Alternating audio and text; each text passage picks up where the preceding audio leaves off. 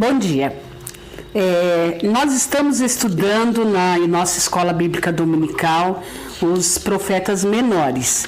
E hoje seria o dia de estudar Zacarias, em seu livro sobre as profecias sobre o povo de Deus.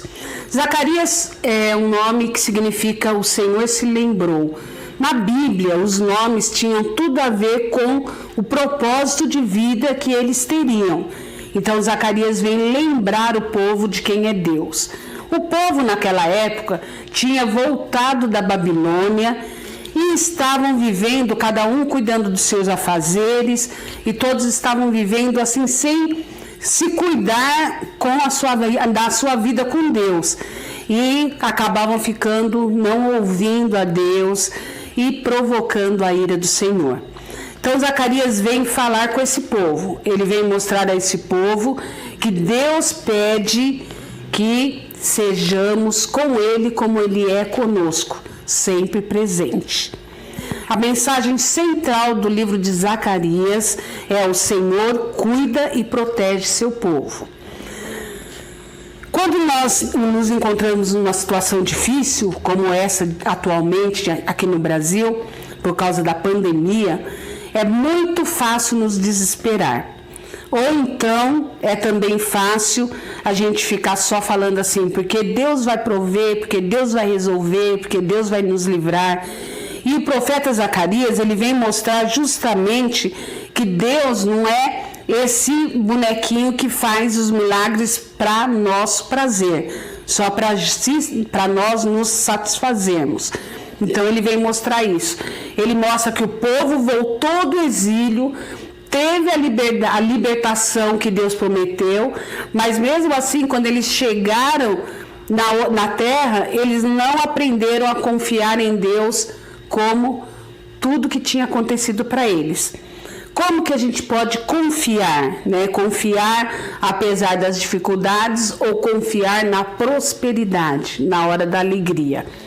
Zacarias, ele fala bastante sobre isso no seu livro, e em Zacarias 8:6 diz assim, mesmo que isso pareça impossível para o remanescente deste povo naquela época, será impossível para mim, declara o Senhor dos Exércitos.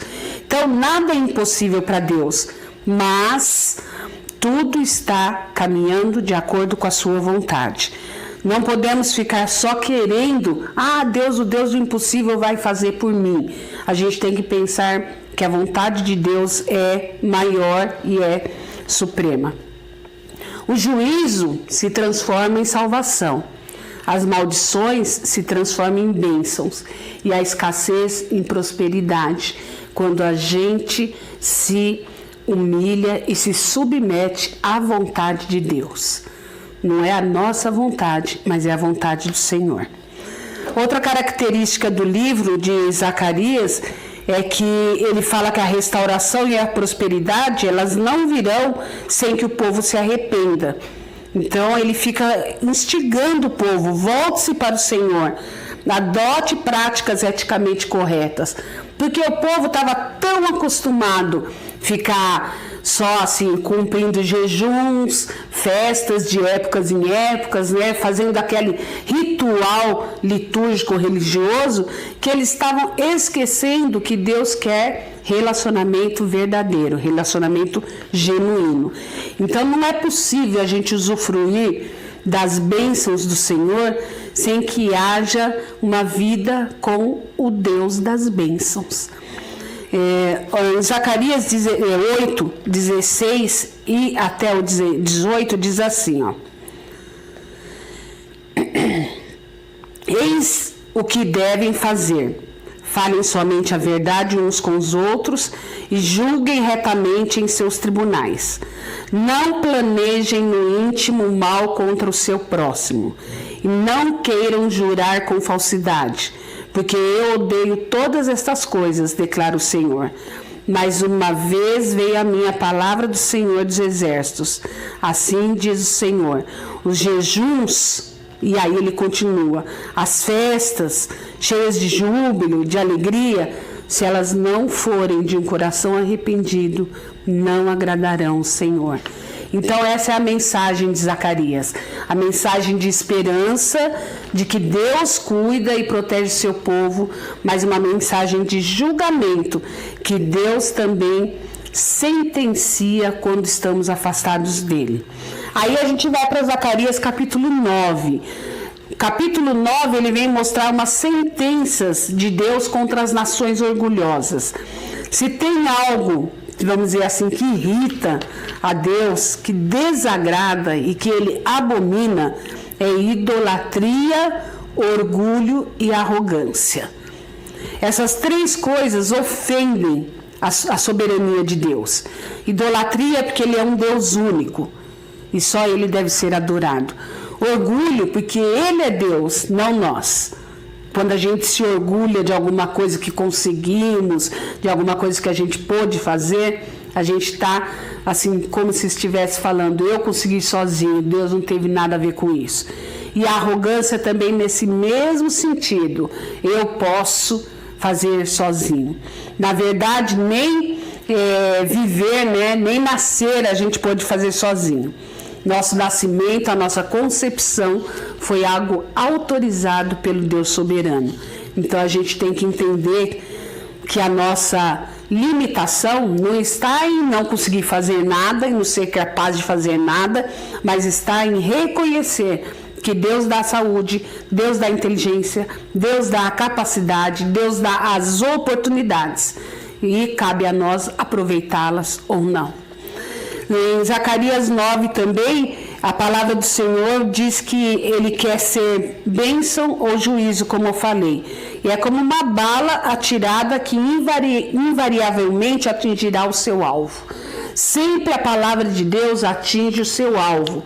Não adianta a gente querer desviar. Eu lembro que eu assisti uma vez um filme, eu assisti alguns pedacinhos, porque terror não é muito assim do meu agrado, que as pessoas tinham que ficar fugindo da morte, a morte ia atrás deles, que eles não podiam fugir do destino deles.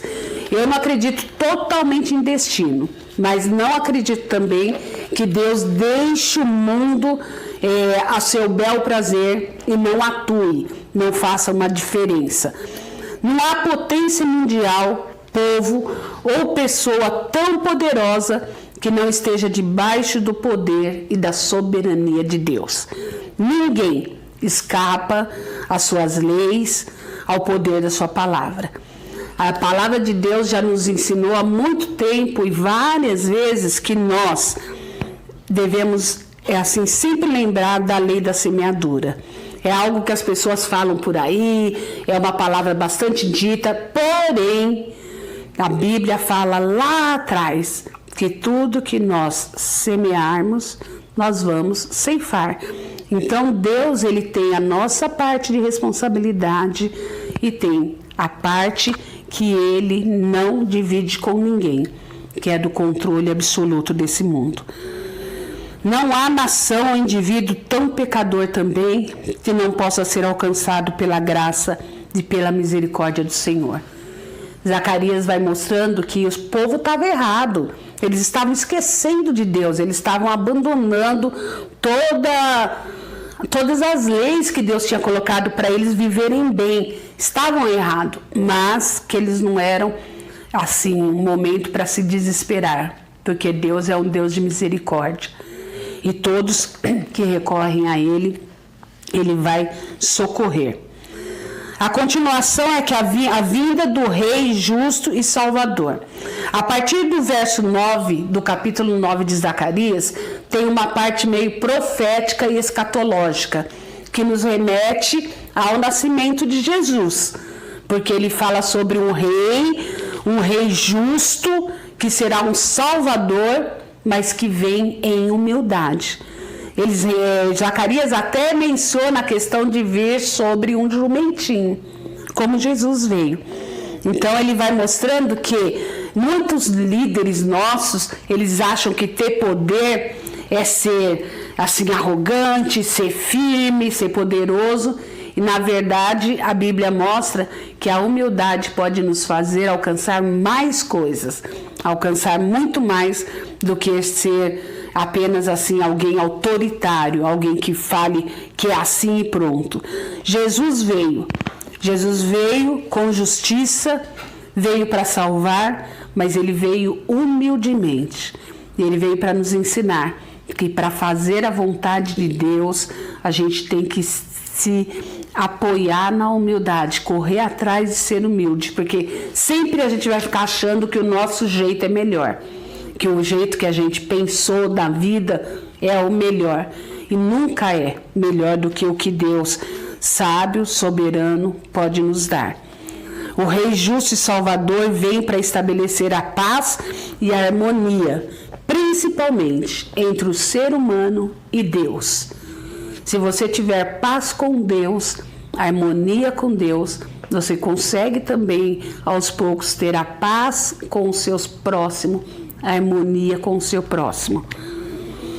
Reino de Deus espiritualmente no coração daqueles que se submetem ao senhorio dele. O reino de Deus quer ser real na vida de cada um. Cada um que se submete ao senhorio de Deus, ele vai ser real.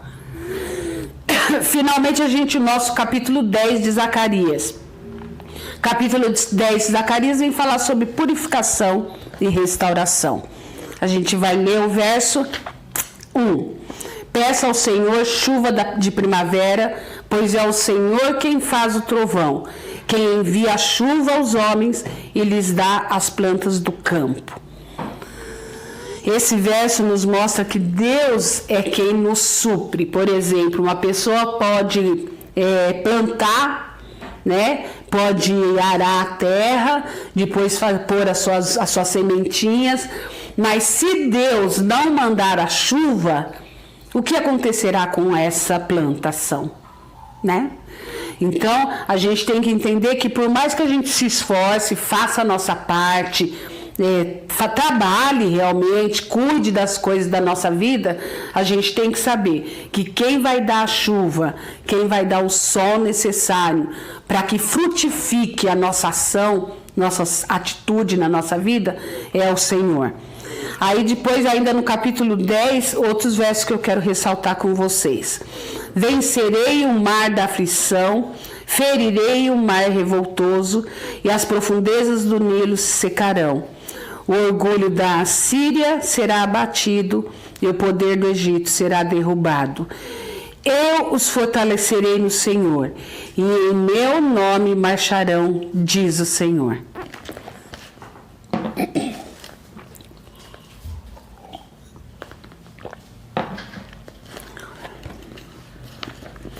Essa parte desse texto vem mostrar que nós não podemos ter medo do que nos possa fazer o homem. Porque o medo que a gente pode, assim, deixar crescer em nosso coração, ele adoece. Ele faz com que a gente perca a fé e perca até o rumo da vida. Então é algo que nos adoece. E a Bíblia vem deixar bem assim, claro para nós, que do lado de Deus não temos que ter medo. Do lado de Deus tudo é mais tranquilo. Não tranquilo de não ter dificuldades, mas tranquilo de saber que a gente tem alguém ao nosso lado que é forte, que é poderoso e que pode nos ajudar a passar as dificuldades. Essa semana eu estava estudando sobre o episódio dos discípulos num barco e estavam com Jesus também, mas aí começou uma grande tempestade e os discípulos estavam apavorados e Jesus estava dormindo. E é interessante como Jesus é acordado por eles e eles falam: mestre, nós vamos morrer. E Jesus fala: vocês têm assim, pouquíssima fé. Que pouca fé é essa?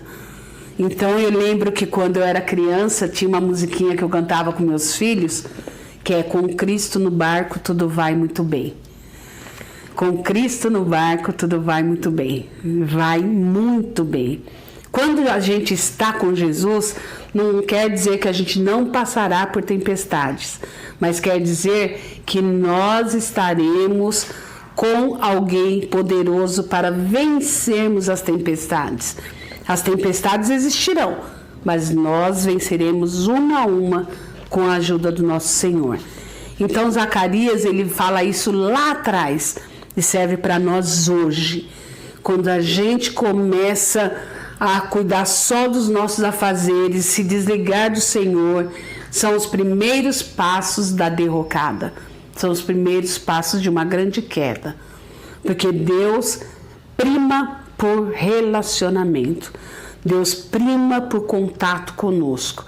Então nós não podemos ficar cuidando só das nossas coisas, da vida, desta vida. Porque esta vida, por mais que dure 70, 80 ou 100 anos, ou alguns médicos aí estão dizendo que vamos viver até 120, não é nada perto da eternidade. Eternidade, imagina o que é eternidade. Então Deus promete a seu povo que os libertará e que os congregará dentre todas as nações por onde estavam espalhados. O povo de Israel, espalhados. Como um pastor, o Senhor guiará e cuidará do seu povo, porque Ele cuida da gente, assim como cuidou lá no passado. E Zacarias vem falar para nós hoje, que Deus quer cuidar, guiar e nos proteger. Mas para Ele nos guiar, nos cuidar e nos proteger, é preciso que nós coloquemos nossa vida nas mãos dEle. É preciso que nós deixemos que Ele atue dessa forma em nossa vida. Então, que nessa lição de hoje, a gente possa compreender que a mensagem que o Senhor tem para nós é que, por mais desesperadora que seja a situação, Deus tem a solução. E a solução dele não é, eu não vou ficar doente, coronavírus vai passar e nada vai me acontecer, ou que qualquer coisa parecida desse jeito. Não é também que você vai trabalhar bastante e vai ficar milionário.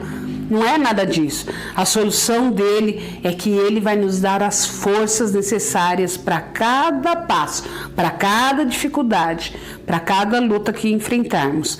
Embora os nossos problemas sejam grandes, a gente precisa não ficar visualizando uma porta fechada, mas visualizar a saída do Senhor e visualizar em cada dificuldade uma oportunidade de crescer, uma oportunidade de confiar mais, uma oportunidade para Ele nos restaurar. O desafio que se coloca diante de nós é no sentido de não nos desesperar ou confiar em coisas humanas, mas crer que Deus usa o que Ele quiser, na hora que Ele quiser, para cumprir o seu propósito em nossa vida. Amém?